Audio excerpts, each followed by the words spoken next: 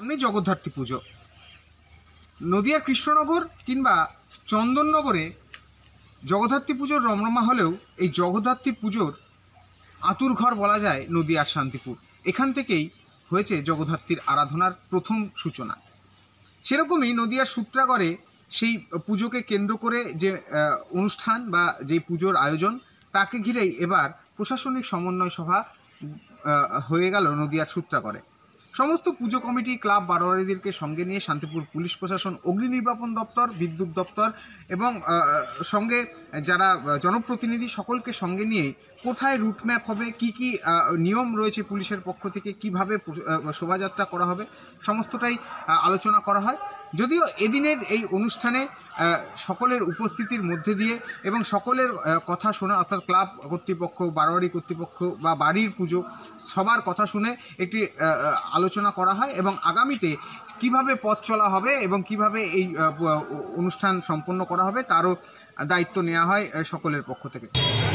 যারা বারোয়ারির নামে চেনে এবং বারোয়ারির লোকগুলোর মুখও চেনে, এরকম কিছু অফিসারকে আপনি পার্টিকুলার শোভাযাত্রার দিন বিশেষ বিশেষ তারা সেটা আপনি দেখে নেবেন। এইটা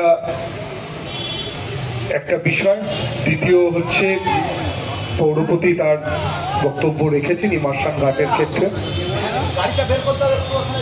আলাদা থানার সঙ্গে যোগসূত্র করে বসবেন। আমাদের দিক থেকে যেটা করার সেটা আমি করব।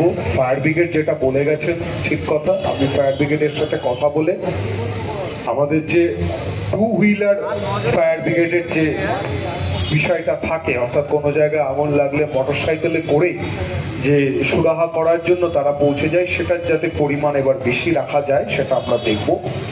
আমি বিশেষভাবে দেখবো, কারণ ছোট গলি সবসময় গাড়ি নিয়ে যাওয়াও মুশকিল, গাড়ি ঘোরানো মুশকিল, যেটা বিধান বলছিল। যাই হোক, সেটা আমি নিশ্চিতভাবে আমার তরফ থেকে আমি দেখবো।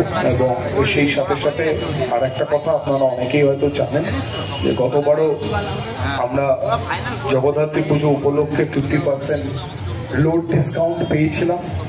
এবছরও সেই লোড ডিসকাউন্ট থাকছে।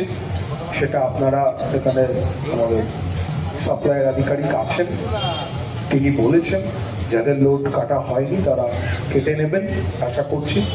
অনেক ক্ষেত্রে দেখা যায় কৃষ্ণকালীতলা এসছে, এখানে আছেন তো? কৃষ্ণকালীতলা বারোয়ারে আছেন? তোমাদের গতবারের যা লোড ছিল তার থেকে অনেকটা বেশি এবার আছে। গতবারে তোমাদের কিছু কারণবশত আলোর পরিমাণ কম ছিল। তোমাদের টাকাটা পরবর্তীকালে রিফান্ড করা হবে জগদ্ধাত্রী রাসের পরে, ঠিক আছে? তোমরা উৎসব মিটে গেলে একবার আমার সাথে যোগাযোগ করো, কারণ ওটা তো না, জগদ্ধাত্রীতেও স্যার 50% ডিসকাউন্ট আছে, ম্যাম করেছেন এটা, ঠিক আছে? তা তোমরা রাস মিটে গেলে, যেহেতু সূত্রাগড় ইলেকট্রিক সাপ্লাইয়ের সঙ্গে রাসেরও একটা সম্পর্ক থাকে, ঠিক আছে? রাস মিটে গেলে তোমরা যোগাযোগ করবে আমার সাথে এবং সাপ্লাইয়ের সাথে, ওটা তোমাদের রিফান্ড করা হবে।